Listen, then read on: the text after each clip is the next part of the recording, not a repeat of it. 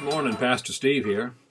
Let's do a few thoughts over in Ephesians chapter 4 for a couple of days here, and we're going to deal with anger. The first one is my explosive anger.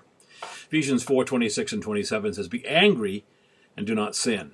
Do not let the sun go down on your wrath, nor give place to the devil."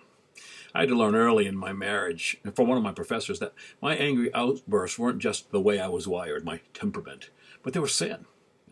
Then I had to learn how to put off the old habit of exploding at the drop of a hat and put on a new habit of building up speech. See, in this section, Paul is telling them to put off the old man or the old ways, the old habits, and put on the new.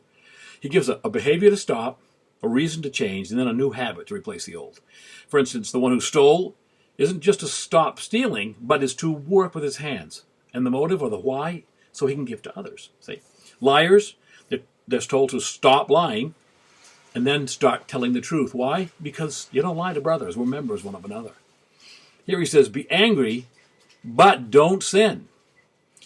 So anger itself is given to us as a useful emotion to give us the strength to deal with a problem. But he says, be angry, but don't sin. So there's a proper response, and then there's a wrong response.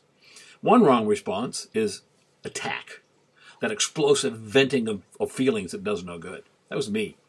I learned that when I reacted that way, I gave the adversary a foothold and a place to bring me down. I learned that I needed to do several things to stop this. The first one, though, is to have a proper motive. And I found out that in me, the only motive really for change was that I had to want to honor God, to do everything to glorify God. Starting next time, I'm going to show a few biblical principles to help us be angry but don't sin. But first, if you really want to deal with your angry, explosive temper, if you really want to deal with it, make an out loud commitment to learn to glorify God in your life. Memorize that. 1 Corinthians 10:31. Whether you eat or drink or whatsoever you do, do all to the glory of God. You ponder that. Pastor Steve.